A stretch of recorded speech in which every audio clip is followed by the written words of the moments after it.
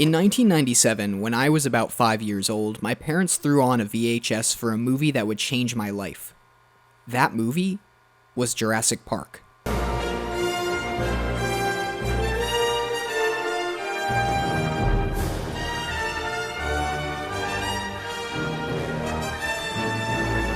And I'm not exaggerating when I say this movie changed my life. It was the movie that convinced me to pursue a career in filmmaking, a career that I'm still pursuing to this day. I begged my parents to send me to film school, and even now I sometimes feel as though I pass up lucrative opportunities because I can't imagine doing anything that doesn't result in my pursuit of filmmaking.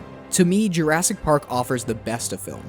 Adventure told through interesting and unique characters, a well-executed theme, and most important to the little kid in us all, magic. There's a dinosaur. Not even my Velociraptor-fueled nightmares shook my love of this film. If anything, they helped cement it because I was horrified by a creature that I knew had been dead for millions of years, and I wanted to know how I could do that. There are a ton of YouTube videos that explore the reasons this movie works so well, that say things I could never articulate, and I highly recommend watching them, but we're not here to talk about that. So, with that in mind, let's fast forward 17 years. 2 Jurassic Park sequels came and went, both equally disappointing, one of them featuring possibly the most tone-deaf sequence ever. Hey,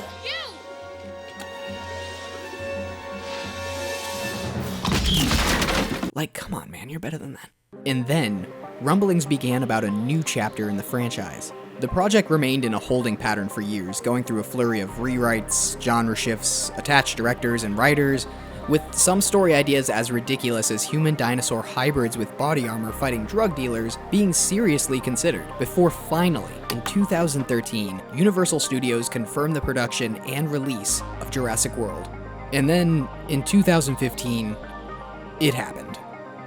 And it was bad. Like, really bad. I have in the past been pretty hard on Jurassic World. I even dedicated a whole episode of my podcast to tearing it apart. Really bland. On the surface, it was everything that I disliked about modern films, the opposite of the charm that made the original Jurassic Park so great. I mean, science fiction can be used as a tool to explore big themes in a way that few other genres can, and it felt like, in this film at least, that opportunity was squandered. There's a line early on in the film that I thought would drive the film's narrative. No one's impressed by a dinosaur anymore. And in some ways it did, but it never felt fully developed or even that far off from the original film's own themes. It felt hollow, just another Hollywood cash cow with no real meat. But the more I thought about it, the more I started to realize that I might be wrong. That this movie did have something to offer, and when I continued to dig, I ended up with a frame of mind to view the movie through that made me actually kinda love it. It's been nearly 4 years since Jurassic World released, and maybe you've written this movie off or completely forgotten about it, but I would like you to consider giving it another chance. To consider that it's not what it seems. It's not what it seems. It's not what it seems. Oh man, does anybody remember that movie, The Swan Princess? Let's return to that line from earlier. No one's impressed by a dinosaur anymore. One thing that I immediately thought of was movies. It draws attention to the seeming lack of interest or even fatigue in films, as perceived through a drop in ticket sales and studios' desire to create big event movies to try and get people out of the house. Originally, I felt this theme was never fully realized, and the movie only seems to double down on the spectacle and theatrics that the director set out to criticize. However, these elements might work if the film was a satire. By just shifting to that frame of mind, the movie now took on a more concrete and deeply insightful meaning, with every aspect of the film adding to it. And here's what I believe that is. The Indominus Rex, the antagonistic force of the movie, is a stand-in for the modern blockbuster film, i.e. Jurassic World, and its devastating effects on the park, which serves as a metaphorical microcosm of the film industry. Whew, okay, that's a lot to unpack, so I guess we should just start from the beginning. Hold on to your butts. So, a quick recap of the film. In a world that ignores the events of all 3 Jurassic Park movies, and probably doesn't even include 2 and 3, a dinosaur theme park named Jurassic World has opened and is actually pretty successful. Teenage brothers Zach and Gray are heading to the island-located park to spend time with their Aunt Claire, who is the operations manager of the park, and also because, in a completely unrelated plotline that goes nowhere, their parents want to get divorced in peace. So much for our last family breakfast. Claire pawns the kids off on her assistant, much to their disappointment, because she is working on pitching a new dinosaur to some investors, in which she says this: No one's impressed by a dinosaur anymore. She explains that the park isn't attracting as many people and that they will be introducing a new dinosaur to get people to the park. This is a completely synthetic dinosaur, designed by cramming a bunch of other popular dinosaurs together. Meanwhile, on a different part of the island, Navy veteran Owen Gray has been training raptors to follow commands and research their intelligence. Which is cool, but why? Because we can, I guess? Was the plan to eventually have a Shamu-style show with velociraptors? Anyway, military contractor Vic is impressed by the show and wants to advertise the raptors as possible assets to the US military. An idea that Owen is not so down with. Zach and Gray ditch the babysitter to explore while Claire shows the owner of the park, this guy, the new dinosaur, to which he suggests bringing in Owen to evaluate the dinosaur's behavior. Claire goes to get Owen, he says this: You want to consult here or in my bungalow? And the two go to see the Indominus Rex. Owen warns Claire that the Indominus Rex is dangerous due to it being in isolation for its entire life. The Indominus Rex appears to have escaped its enclosure. Owen takes a team in to investigate when, surprise, the Indominus Rex was there the whole time and escaped because it has thermal cloaking abilities. Claire, worried that disclosing the beast to the rest of the park would shut them down forever, decides instead to keep the park open and try and capture it. The kids, all the while, have been exploring the park on their own, attempting to bond over the various attractions of the park before getting in a cool self-driving pod thing moments before the ride is shut down. There's no way someone hasn't fucked in those. In an attempt to impress his younger brother and distract him from the realization that his parents might be splitting up, Gray takes them into a restricted zone where they encounter the Indominus Rex and barely escape with their lives. After a failed attempt to bring in the Indominus Rex and upon the realization that the kids might be in danger, Claire recruits the help of Owen to track them down. They soon come to the horrifying discovery that the Indominus Rex is killing all the other dinosaurs in the park for sport. The kids manage to find the old remains of the original Jurassic Park building, hot-wiring a Jeep to get themselves home. Owen and Claire find the same building, have a close encounter with the Indominus Rex, and hightail it out of there, radioing in their location so that the park security can kill it. They attach a military-grade big gun to a chopper which can only be piloted by the owner of the park and find the Indominus Rex, only to lead it straight into a pterodactyl aviary, and soon all hell breaks loose. Lots of deaths, the kids reunite with Claire, this happens, and everyone turns in for the night. Vic, the military contractor from earlier, sees the chaos as an opportunity to once again make his pitch, convincing Owen to use the raptors to track down the Indominus Rex and take it down. Also, Claire and the kids are still here for some reason. The raptors are able to quickly locate the Indominus Rex, but surprise, it's part raptor, which enables it to communicate with the pack and turn them against the people, because that's how complex language and genetics work. More deaths, raptor deaths, Vic ironic death, and soon Owen, Claire, and the children are trapped by Owen's boy Blue and the Indominus Rex. It looks like it all might be over, but Blue has a change of heart and defends them. Claire comes up with a plan with the time bot to unleash the T-Rex and bring it to the fight as well. All in high heels, mind you. Soon it's a frenzy, with the dinosaurs battling it out before the dinosaur commonly known as Big C Boy finishes the Indominus Rex off. The T-Rex is tired, so he gives them all a pass, and Blue is tired, so he gives the kids a pass. In the end, the kids are reunited with their parents, and Claire and Owen walk off to their happily ever after. Okay. It's hard to pick a starting point with such a cluster of a film, but I think the best place would be with our central antagonistic force, the Indominus Rex. This, as far as I can tell, is the most obvious point the movie has to make, that the Indominus Rex is just a reflection of modern entertainment, or for our purposes, a blockbuster film. The term blockbuster is actually surprisingly hard to define and has a somewhat fluid history, but for our purposes we will define them as any large-scale movie with big production budgets and stars designed to bring in enormous profits. We can already start seeing the parallels. The Indominus Rex, after all, is a large, over-the-top monster created by popular opinion in the same way that movies are often changed based on test screenings. Not according to our focus groups, but consumers want them bigger, louder, more teeth. So as to appease a mass audience, financed with advertising money, more on that later, and designed with the intent to make a profit. It's not just my speculation either. Director Colin Trevorrow stated in an interview with Entertainment Weekly, and in the world of the movie, the animal is designed based on a series of corporate focus groups, like in the same way a lot of movies are. If we view the park as a microcosm of the film industry, we have a vast amount of diversity. Some stuff for couples, some stuff for kids, a revamp of a classic perhaps, and then the Indominus Rex as the studio's big summer blockbuster. In film analyst Lindsay Ellis's video series on Transformers, The Whole Plate, Lindsay makes reference to the idea of a new genre that represents more of a shared connection with other movies than its own set of defining traits.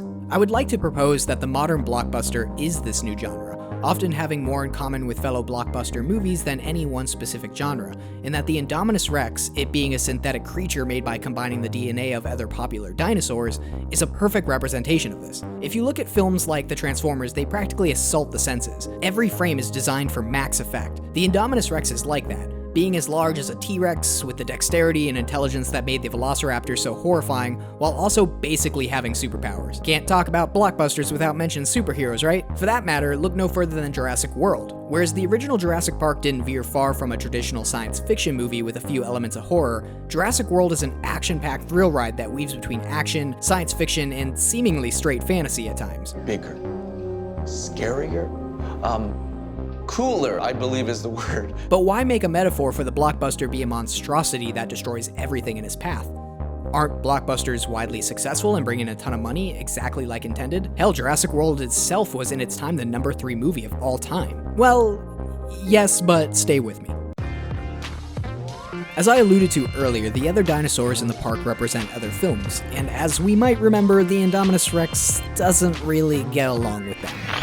This can be seen as the effect that blockbuster economics has had on the vast majority of the film industry. Blockbusters are killing other films. That may sound dramatic, but bear with me. Remember those 2 graphs from earlier? They're actually just 2 parts of the same graph, which means that even though less people are going to the cinema, films are raking in more money than ever. How is that possible? Well, it's pretty simple actually. Just increase your ticket prices and use popular gimmicks like 3D and IMAX to excuse those said price hikes. While year-over-year revenue continues to climb, operating costs are higher than ever.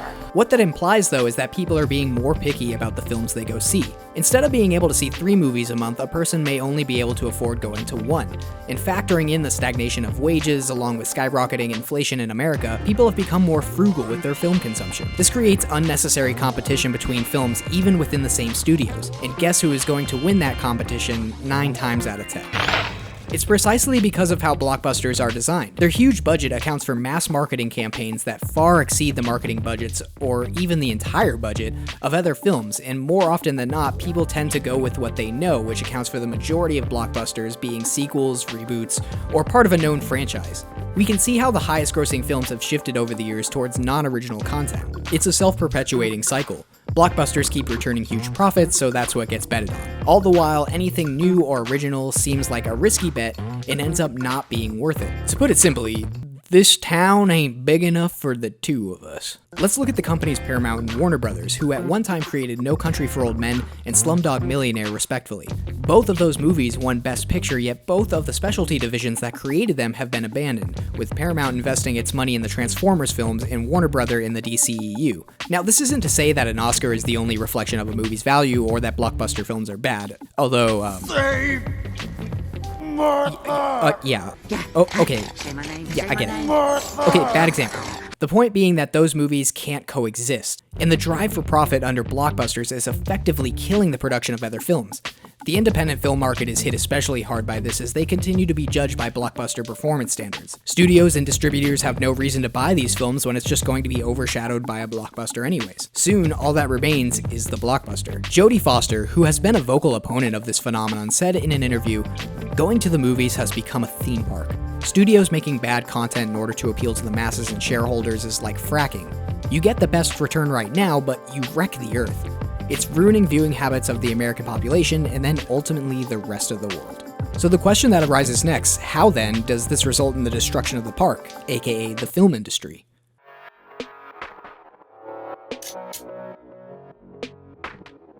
I'm sure we're all familiar with the phrase too big to fail. It represents a false sense of security created when a system has become so big that its failure seems infeasible, which ultimately results in a huge crash. In a lot of ways, it feels like the film industry has adopted this mantra unironically, plowing full steam ahead without any lack of caution. You just went and made a new dinosaur? You know, doing the kind of things that might result in a dinosaur theme park that goes horribly awry. But I'm not the first one to notice this. Way back in the year 2013, a young and naive me was graduating from film school while big budget filmmaking was at its peak. Along with this wildly large spike in production spending on tentpole films came words of warning. Quick vocabulary lesson. A tentpole movie is essentially a safe bet film that a studio puts all of its money on in the belief that it will hold them up. Think of a large circus tent with that gigantic pole in the middle propping it up. That's where the term comes from. But many began to worry that if all the weight was only put on these tentpole films, then its failure would mean a collapse in the entire system, or more specifically, the studios behind those films. This fear isn't necessarily unfounded either. Major flops have caused damage in the past. Even Disney, a company that seems as though it could never be defeated, was humbled after the failure of The Black Cauldron, nearly ending their animation studio altogether and fundamentally reshaping the company's approach. Or how about the Warner Brothers animation department, which didn't make anything for a decade after the box office failings of The Iron Giant and Osmosis Jones, until they created the Lego Movie, itself a critique of neoliberal capitalism. Octan, they make good stuff. Music, dairy products, coffee, TV shows, surveillance systems, all history books, voting machines.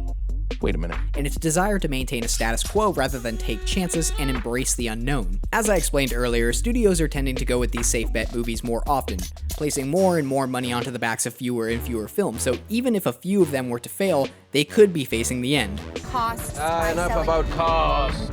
Now, I could just make the obvious connection that the Indominus Rex sets off a chain reaction that shuts down the park. Boom, case closed. But I'm gonna take it one step further, and you're gonna wanna strap on those tinfoil hats because I'm about to go way out there. There was one voice that stood out from the crowd when it came to those warnings of this inevitable collapse, and that voice belonged to Steven Spielberg. Yes, the man most often credited with the creation of the summer blockbuster became an arbiter of warning for this collapse. The man pulled an Alexander Nobel, or maybe a more apt comparison, a John Hammond. The monster he helped bring into this world has run amok, and he wants to warn the world. Now, he wasn't the director or writer, but as an executive producer and the one attached to this film the longest, I'd imagine he's got a lot of sway. Come on, do you really think the director who only worked on one small feature before being chosen for this project didn't feel the pressure? Didn't seek out help from the man who started this all? Spielberg got his message in there. He found his vessel. I stay involved in the script and the shaping of the story. And then if the director invites me into the process, I don't like to impose myself. I'm sure you never once use your position to promote any of your own agendas. The jig is up! Okay, sorry, I may have extrapolated too far, but it's not impossible that some ideas from Spielberg himself made their way into the story of the film. The thing is, I'm not really sure I believe in the tentpole theory. Flops don't work the way they used to. Movies can find new life in streaming or the global market. But I don't have to believe it. I believe they believe it, and that they have serious concerns for the implications of this style of filmmaking. And there are definitely valid points in the argument that they have intertwined within the message of this film. So, we press onward.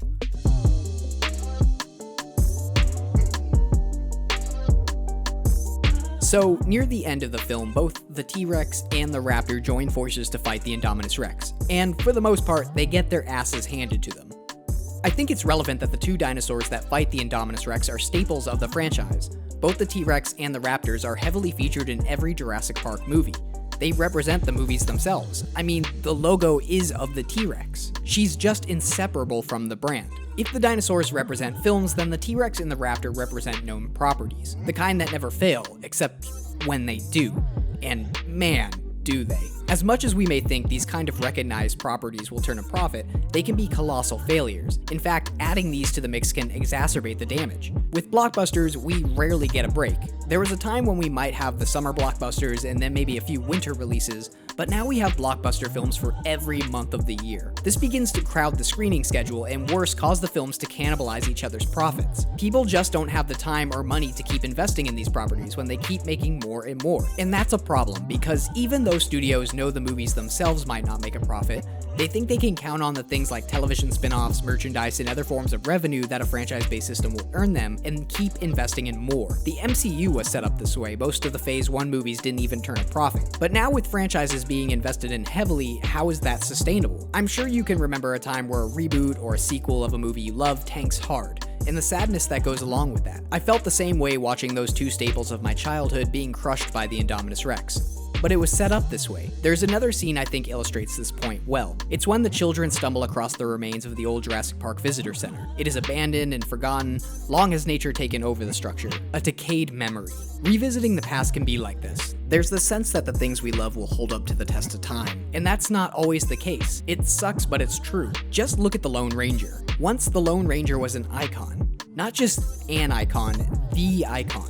But that reboot tanked hard at the box office, and it did so despite having Johnny Depp attached. Trying to rely on these structures just won't work.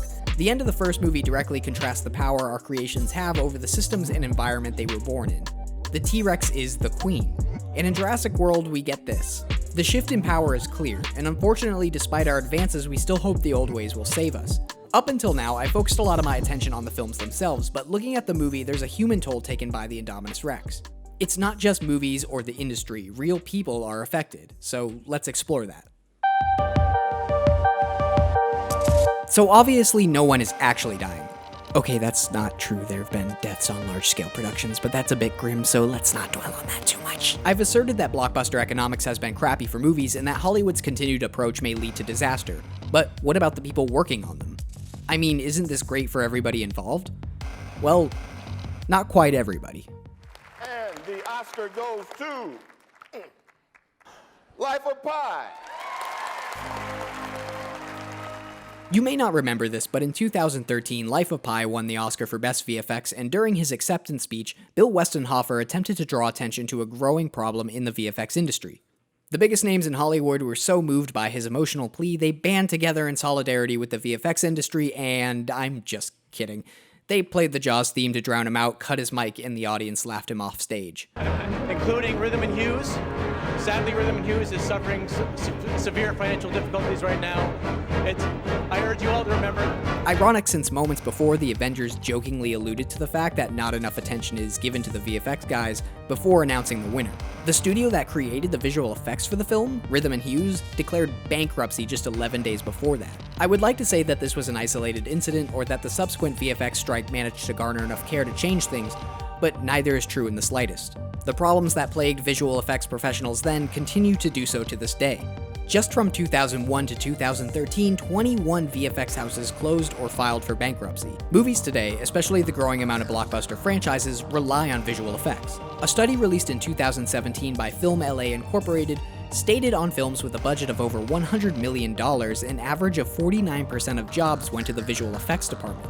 Over 5 years, they found that VFX spending abroad, usually outsourced from the US, increased 344%. The visuals don't just make the movie, they are the movie. To put it into perspective, the original Jurassic Park had 50 VFX shots total. Jurassic World, on the other hand, has 2,000. That's a 4,000% increase. A more heavy reliance on visual effects isn't bad in and of itself, although some may argue that. The problem, the one that Bill tried to bring light to, and the one I think Jurassic World is also alluding to, is the effect that this reliance has on the VFX industry, and more importantly, the people who do the actual work. You see, Claire, effectively the director in this particular metaphor, needs a mess to be cleaned up and sends a security team to do it. Many in the industry, including myself, are familiar with the phrase, fix it in post. It's somewhat of a joke wherein the production team can work more nonchalantly, thinking that the post-production team are magicians who can fix everything they manage to do wrong. But the tide has shifted to where it's less of a joke and more of a cold reality. The short-form documentaries Life After Pi and Hollywood's Greatest Trick do a great job of explaining these issues clearly. VFX artists don't directly work for the studios.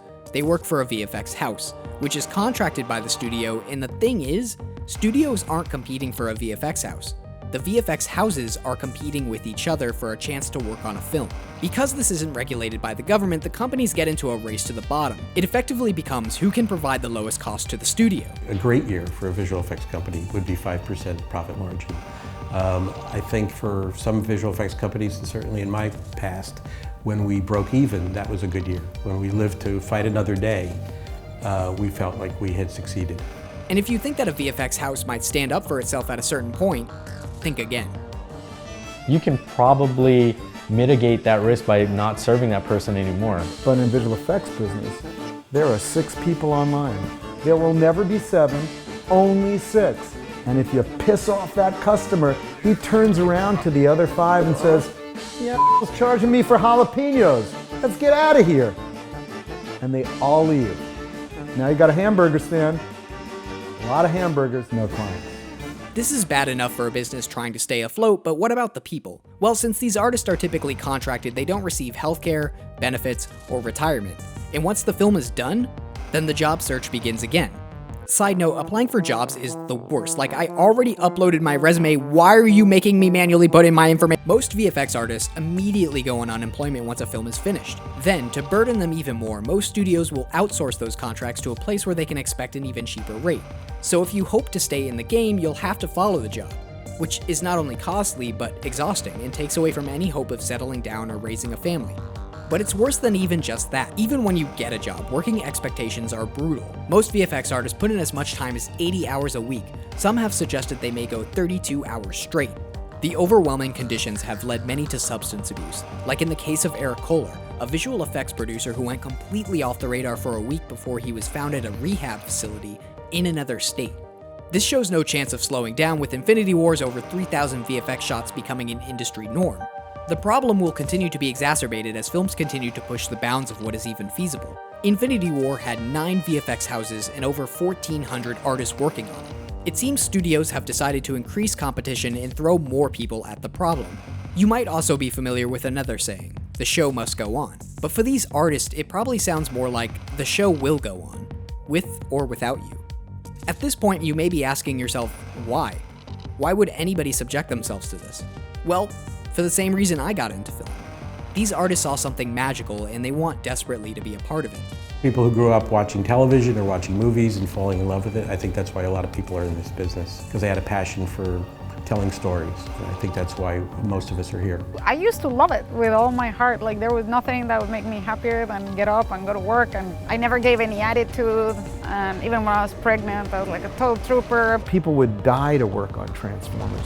They'll work 18 hours a day, 7 days a week and get paid nothing because they get to see their name travel really quickly by on Transformers. Hell, many of these people probably have the same source of inspiration as me.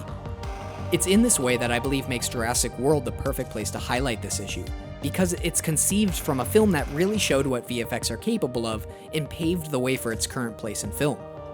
Honestly, it makes it kind of ironic that the one fully animatronic component in the film was the dinosaur that dies. I'll link the 2 documentaries in the description, give them a watch if you want to know more than I can explain in this video. And now, a word from our sponsors.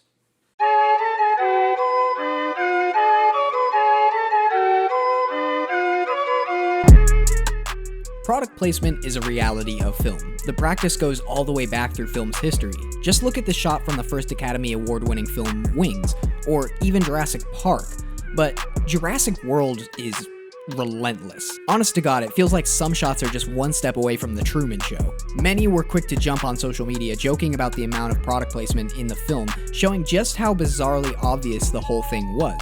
Outside of the film itself, the advertisement tie-ins get even weirder. In a hilarious marketing blunder, advertisements revealed the Indominus Rex before the film trailers even got a chance. It really feels like the director went out of his way or even gave up certain artistic liberties to shoot these products as though they were the star. But I didn't consider it to be anything besides normal Hollywood fuckery until I heard this line. Verizon Wireless presents the Indominus Rex. Oh, that is so terrible. That line on its own may seem like it's just poking fun at something we are all deeply familiar with, but when observed alongside the grotesquely obvious product placement and the themes we've already explored, I got the sense that this director was trying to point to something more. Films, especially blockbusters, are becoming increasingly saturated with advertisements. Looking at 2015 alone, 88% of the top 50 movies at the box office included brands, with over 1,200 brands, 51.7 hours of screen time, all valued at over $1 billion. Perhaps it's just become so normal to be bombarded with advertisements in every facet of life that movies feel the need to include it all. Or maybe advertisers aren't satisfied until we literally can do nothing to escape their marketing. This episode is brought to you by Squarespace. But that much? It pains me to say that this kind of product placement is incredibly effective, but what could be the benefit for the films? People aren't exactly enthused at the realization that they're watching a glorified commercial. What it means is there isn't just a desire to make some extra cash from advertiser money. They need that money. For reasons we've already discussed, movies need to continue shelling out more and more money for these huge event films. So much so that it's come to relying on advertisement revenue to get these films done. Remember that huge deal between the James Bond franchise and Heineken? At the time, it even made national news. After all, changing Bond's drink of choice to Heineken completely upended a well-known part of the canon. Perfect. Why change something so tied in with your most profitable franchise? Well, according to Daniel Craig, who plays the most recent Bond, the movie would not have been made without this deal. In an interview, he stated, "We have relationships with a number of companies so that we can make this movie. The simple fact is that without them, we couldn't do it. This movie costs a lot of money to make. It costs nearly as much again, if not more, to promote. So we go where we can." In the world of advertising, nothing is sacred. Everything you care most about will eventually be used to sell you something, and if James Bond is willing to drop a major part of his canon, the part that called for a martini shaken not stirred, for a cheap beer, assumed not shaken, then what can't be altered to fit this? This isn't to say that the characters using Samsung phones as opposed to Apple phones is particularly damning, but at a certain point, people won't be able to connect to the story being presented because it will be a world full of stuff they have no connection to. So we will continue to make monsters, and Verizon will continue to sponsor them. Oh, that is so terrible. Speaking of soulless sponsorship,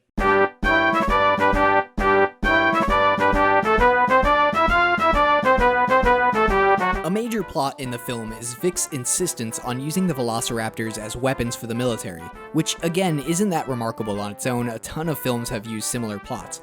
But of course, we have a larger theme to tie in. As I said earlier, the velociraptors are deeply tied to the franchise, and so in the context of the metaphor represent a franchise all on their own. Much like advertisers, the military has always had an interest in using film for their agenda. Oh hey look, it's wings again. And again, for the most part, it's not necessarily malicious for the military to want to do this. They just don't want the military portrayed in a bad light. Every branch has its own liaison to assure that the film accurately depicts military activities and coordinate large-scale involvement. If we look at Vic's character motivations, they're pretty insidious. These guys are gonna run straight into the enemy's teeth and eat them, belt buckle and all. He hopes to use the raptors like a tool of the military, and here's where the metaphor becomes clear. In an episode of Pop Culture Detective, host Jonathan McIntosh does a great exploration of how the US military uses films. Specifically, he chronicles the cross-promotion between the US Army and Independence Day Resurgence, where they, among many things, used a site designed around the fictional military to mine people's personal information to more accurately target people for recruitment. That's pretty messed up, right? Can we all agree about that? Like, those army recruiters are bad, but this is more like those fake monks that give you a free bracelet and then ask for a mandatory donation. Generally, though, the most common theme throughout blockbusters is to glorify the military, mostly in a combat situation. The most clear examples of this are the Transformers films. While the government and businesses are both often depicted as sleazy or untrustworthy, the military is full of upright macho men who get the job done. In fact, a staple of most of Michael Bay films is the glorification of the military. There's a word for this: propaganda. David Robb, author of the book Operation Hollywood, said when asked about what criteria the Pentagon uses in deciding whether to help a film, the most important one is that the film has to aid in the retention and recruitment of personnel. The military has a goal, and they don't discriminate. They know kids are going to be watching these films, absorbing every little thing, and the impression they're going to get is that the military is awesome. What they will likely find, though, if they do join, is not awesome. Hell, less than 10% of the military even sees combat, and I doubt glorious and cool would be their descriptions. By casting Vic as the villain, though, Jurassic World makes a clear statement about the military attempting to co-opt something they don't really understand. And I think it also has something to say about the people it harms when they do this. Before I go any further, I want to note that I don't think people in the military are bad, or that they were tricked into being there. My father was a Marine, and I've spent the majority of my life amongst the military. But that doesn't mean I can't be critical of the organization as a whole. Some problems that plague the military are high rates of sexual harassment and assault, mental health issues, high suicide rates, and homelessness after getting out. This isn't what these men and women signed up for, and part of the blame lies at the feet of the military who push these narratives. It's reckless and manipulative, just like Vic, and real people have to deal with the consequences. But blockbusters will keep using them and giving them a ton of power. They get final approval of the script and often take out elements of a story if it makes them look bad. And much like advertisements, some movies might be insanely difficult to do without them. The military provides a ton of personnel and cool stuff like tanks, helicopters, whole battleships, all taking a lot off the shoulders of the studio. I think it's very obvious what the film thinks of this relationship.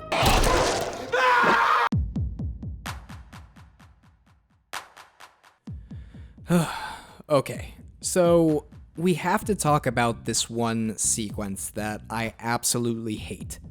My heart sinks into my stomach every time I view it, and I should warn you that it's pretty violent. When the park gets ransacked by pterodactyls, the boys reunite very briefly with the babysitter from earlier, before she is swooped up, and what follows is a truly gut-wrenching sequence of events as she is basically tortured before finally, after nearly a full minute of this, gets swallowed by the fish, leaving her to presumably melt to death in its stomach acid. It is grotesque. And yet, it hardly seems to faze the two children helplessly watching. Not even a minute later, and the movie has us watching a very natural moment between our two leads. Like, what? You can't just have me watch something like that and just expect me to move on. Why would you dedicate a full minute to watching somebody horribly die? Why, Colin? I'm going to propose that this was likely a splash of cold water to those of us basically numb up until this point in the film. The director very purposefully prolongs this particular death scene, forcing us to watch first from the kid's point of view, and then shifting to closer shots, which causes us, the audience, to empathize with her. We hear her desperate gasps for air. The camera bobs in and out of the water with her trying to focus on something as if we're right there experiencing it with her. This one horrible sequence manages to do something which no other death scene, I'd argue in any Jurassic Park movie, has done before.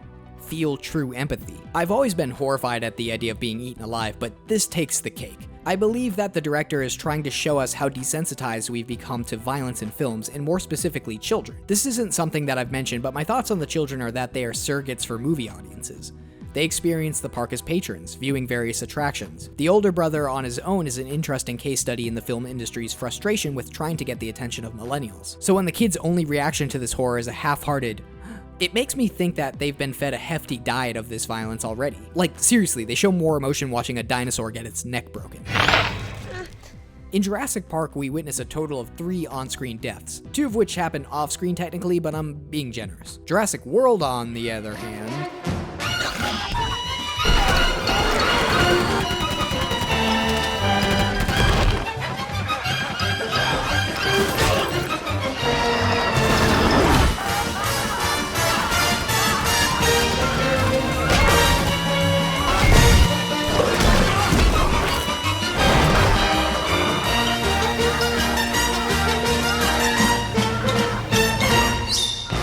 there is a wider debate about the effects of violence in media on people's actual tendency towards aggression and ability to empathize, which is beyond the context of this video essay. But there's less of a debate on how people perceive other media. Over the years, we become accustomed to seeing violent and sexual imagery, unconsciously raising our tolerance little by little. In layman's terms, people get used to shit. Just as an obvious example, Gone with the Wind ended with the famous line, "Frankly, my dear, I don't give a damn." People were floored, not because they didn't curse, people cursed all the time outside of media, but specifically by it being uttered in a film. Of course, everything else was fine. We've come a pretty long way since then. Fuck you. What the fucking fuck? Who the fuck? Fuck this fucking. How did you do fucking fucks? But language and physical violence are different things, so maybe we should look at something more specific to that. A study published by the American Academy of Pediatrics concluded that parents become desensitized to both violence and sex in movies over time, which suggests a reason for why more of each is tolerated when it comes to rating content. This is known in the industry as the ratings creep. The obvious outcome is that children slowly get access to more of each as well, which might result in one generation's threshold becoming another generation's starting point. At this point in time, it seems we have no problem killing huge chunks of people in what is commonly referred to as destruction porn. But what if we viewed that violence from a more personal experience? Might we feel the same way about it? Perhaps it's not so much how much violence is portrayed in films, but how it's portrayed. There's a scene in Saving Private Ryan that I find equally disturbing, where we move away from the big action of the climactic battle and focus in on a struggle between 2 men, one of which is the character we've been with for the whole movie. And the result is a slow and heart-wrenching crawl towards the end in which the American is impaled through the heart. I haven't rewatched the movie in years, but the sound of his fading pleas to stop and the awful gurgling sounds of blood filling his lungs and throat has never left my memory. I would argue that this scene is as impactful as that. And we didn't even have to care about the character in question. In a strange way, the director may have surpassed Spielberg in this one respect. I should acknowledge that some studios make note that desensitization is difficult to determine and remains a limitation, but people, especially children, use what they see in media to construct a personal reality. It doesn't mean that they believe dinosaurs exist, obviously, but they might get the idea that violence is an acceptable response in certain situations. It may be more useful, as the movie suggests, to focus more on the experience of violence rather than the act, to show that there are consequences rather than rewards.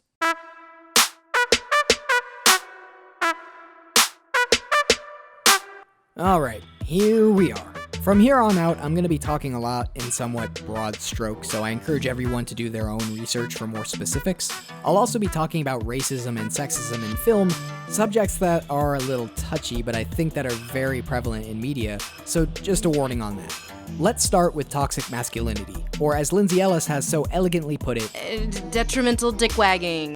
More YouTubers than I can count do a great job of tackling this idea, and yet it still seems like a large amount of people don't really understand it. So I guess I better mansplain some feminist concepts. So let me introduce you to Chris Pratt's character, Owen. The character Owen has a lot in common with the likes of Indiana Jones, Han Solo, actually just most of Harrison Ford's characters. Sorry for what I'm about to do.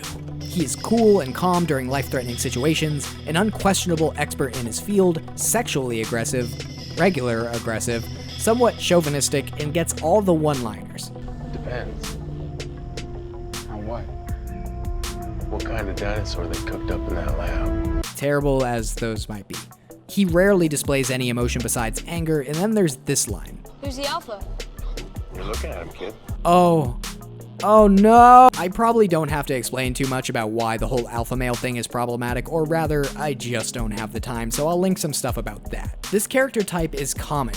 Toxic masculinity refers to the idea that these traits are a part of a culturally constructed ideal for men that is ultimately harmful for them. It's not good or in any man's best interest to suppress emotions or think violence without diplomacy is a given, and yet that's what has been presented over and over. This shouldn't be confused with saying that having interest in certain activities that are considered masculine are bad, or that being a man is inherently toxic. Far from it. Being a big muscle man with a beard isn't the same as toxic masculinity. And I want to make something very clear. Owen isn't the main character. He doesn't have a character arc, yet he is the one rewarded. He's the one on the posters, and the shirts, and cereal boxes. I think the director and writer designed him this way on purpose. It's not like our Hollywood heroes haven't shown some signs of progression, even ones with Chris Pratt. I don't think it's an accident that Owen is the singular cause of the entire plot. He's the one that decides to go into the pen without confirmation that the Indominus Rex isn't inside. The credits could have rolled right here. Claire, I'm telling you, she's in the cage. But over and over, Owen and the various other men of the film make harmful decisions in the name of seeming tough or in control. You don't need anyone else. The entire third act is jump-started with a dick measuring contest between Vic and Owen. Claire, objectively the main character, doesn't really even have to be there. But if Chris Pratt still gets the girl, then how is this a condemnation of toxic masculinity and not just embracing it? A lot of that comes down to Claire and the children. Claire is very different than Owen, part of the reason they work well together in the film. She is orderly, meticulous, job-focused, intelligent, and well-dressed. And if those sound like good qualities, the movie sure doesn't treat them that way. In fact, the movie goes out of its way to undercut her every chance it gets, from Owen making fun of her to her boss telling her to relax. You know, you'd be a lot prettier if you smiled. Claire's experience mimics the ones of many women in Hollywood, and everywhere. Again though, Claire is objectively the main character. The film is asking us to sympathize with her. So when the kids, rather than acknowledging her heroic acts after literally just witnessing it, go on to praise Chris Pratt? Your boyfriend's a badass. And talk about him, and ask to be with him? I am never leaving you as long as you live. No, him. Yeah, definitely him. We're being invited into the life of a woman. No matter what Claire does, it's never good enough. It takes the opposite approach of a lot of films that focus on the male counterpart in these same stories. For example, in Mrs. Doubtfire, we sympathize with Robin Williams, who is a fun, hip dad that adores his children, intentionally painting his wife, who is similar to Claire in a lot of ways, as the person in the wrong, cold and only caring about things like advancing her career. Why doesn't she just stay home and cook? But as I grew older, I saw the film a bit differently. I realized that she had been right from the beginning, and that Robin Williams is the one who has to grow as an individual. But this takeaway took introspection, and a desire to revisit ideas and change myself.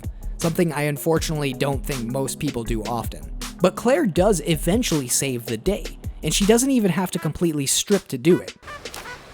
Okay, not what I meant. I mean that there seems to be this idea in Hollywood that to appeal to a feminist, you just have to take all of the hyper-masculine traits and give them to a female character, which the movie almost falls into, but Claire retains a part of her femininity and still gets to save the day. Yeah, you thought I forgot about the high heel scene, didn't ya? I also think that the Control Room's guys' interaction with Claire are a metaphor for the blatant misogyny found in geek culture. Like, this guy think that he's gonna get with his coworker because of his heroic acts. Oh, no, I have a boyfriend. Like he's owed it or something. With the Me Too movement exiting its initial surge, I think we now have the proper context to watch this film. We can see what the director was really showing us, the ugly nature of the film industry's relationship with women. I don't think it's a stretch to suggest that the film industry has issues beyond just blockbuster culture that we didn't have a window into. You want to consult here or in my bungalow? that this movie attempts to provide. And honestly, there's way more we could go into about this subject. Ugh. But it's not just women.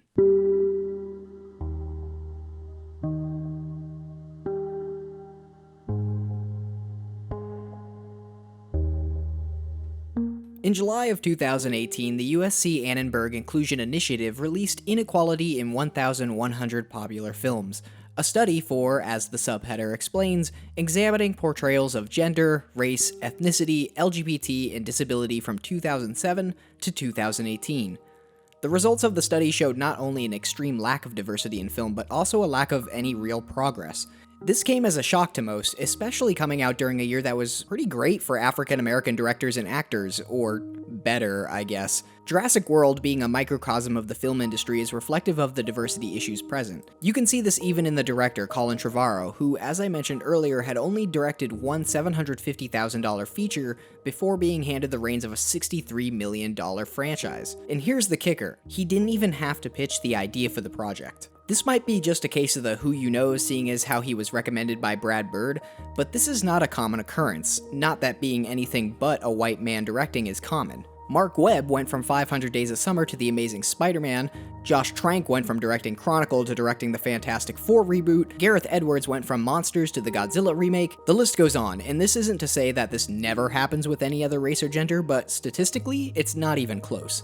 If we reference the study of the 1,223 directors, 92.7% were male and 91.6% were white. The main cast of characters in Jurassic World are primarily white, with only 2 exceptions, one of which is a returning character, but the other's got money, so that's pretty oh.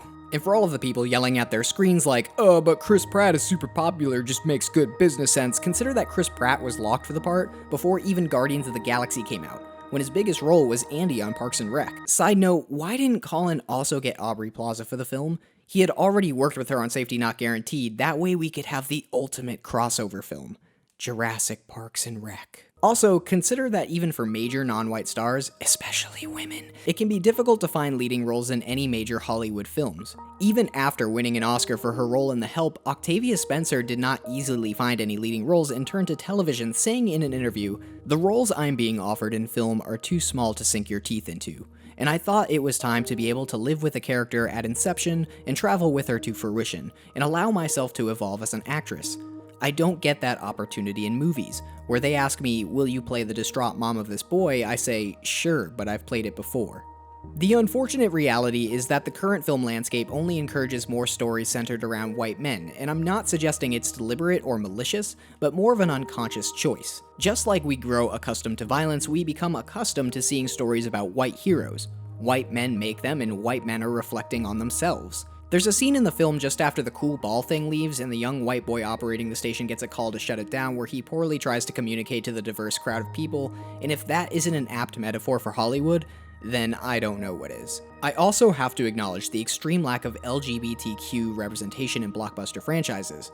Zach, the teenage white boy of the film, has such a case of the not gays that he's actively looking to cheat on his girlfriend every chance he gets, which doesn't really affect the story in any way besides maybe driving some tension between him and his younger brother. My point is they could have just as easily have made him gay if they wanted to. It's fine, he's white, it'll work out for him. The park may be filled with diversity, but the point is that the focus remains on these white characters. Even when the main character is a woman, she's white, and sure, maybe that works since she's related to the kids who are also white, but what about the rest? America still has a lot of hang-ups when it comes to race, things so deeply ingrained into the cultural psyche that we don't believe they are there. For example, if the character of Owen had been black, we might be less charitable towards his behavior with Claire, and this is because of a history of associating black men with criminality, especially when it comes to young white women. There are countless examples throughout America's history of black men being falsely accused for sexual aggression towards white women, and that stemmed from an effort to permanently link African Americans to criminality, or as being brutes, so as to justify horrible racist backlashes. The 1915 film Birth of a Nation is an example of this being a big part of popular media, and yes, it was popular, so much so that it was played in the White House. The culmination of these attitudes still resonate in America today to a frightening degree. On its own, the act of interracial marriage was not fully legalized throughout the United States until 1967. 1967! Steven Spielberg was 21 and had already directed Jaws before interracial marriage was fully legalized. And ask yourself how many films you've seen with a black male protagonist that ends up in a romantic relationship with a white woman. How many of the top 50 movies on IMDb do you think? 1 maybe? No. 0. 0 was the answer we were looking for. So when it comes to blockbusters, there is still a fear to break the mold, and this video essay doesn't even scratch the surface of this issue, like Latinos being so poorly represented despite making up a decent amount of the population, or Indigenous Americans, which— I was with the Navy, not the Navajo. Ooh, yikes. As I mentioned when discussing violence, media is part of how we construct our worldviews, and as it stands right now, that worldview doesn't include many different types of people. It certainly doesn't represent the people who watch it. When even 23 years apart we can see no progress between the main cast of the first Jurassic Park and the main cast of Jurassic World, then it's safe to say there's something wrong. Oh, but in Jurassic 2 there's the black girl who— Diversity! We covered a lot of ground today, and there's so much more I think can work with this thesis, but I figured I'd pick out the strongest arguments to present. I don't want to end on a bleak note. After all, in the end, the Indominus Rex is defeated. So what do I believe the filmmakers believe is our way to get out of this system? The addition of the Big C Boy is notable. It is the only new dinosaur besides the Indominus Rex we see. It is original content. Something new and seemingly the most popular attraction at the park. Even Zach, who is disinterested in every other aspect of the park, is entertained by this behemoth. There's a hunger out there for something new. Netflix and streaming services like it are a part of the industry, but are willing to take chances and put out this kind of content. They aren't as constricted to the conventions of a Hollywood blockbuster since they don't necessarily have to get people out of the house, and I think the filmmakers are hinting that this will be the downfall of huge blockbusters. I don't blame anyone for watching this movie and only taking away the short-lived entertainment value it provides our dumb lizard brains, but I think it can be somewhat refreshing to revisit a film and attempt to find themes that you may not have been able or willing to see. You may be surprised by what you find. I know I was. I actually pitched the thesis of this video as somewhat of a joke, but as I did more research, the more I found myself agreeing with the film. I had so much fun digging into every lead, often bombarding my friends and coworkers with random facts and a more disjointed version of the very argument I've made during this video. I'm sorry for that, by the way. I'll shut up about Jurassic World now forever. It really did have something to say, something that I didn't want to see before. Maybe I wasn't giving it a chance because of how deeply I felt for the first film, but I hope that this video has convinced others out there to watch Jurassic World with this new frame of mind. It truly becomes more entertaining. Or revisit a film that you had an initial bad reaction to with an open mind.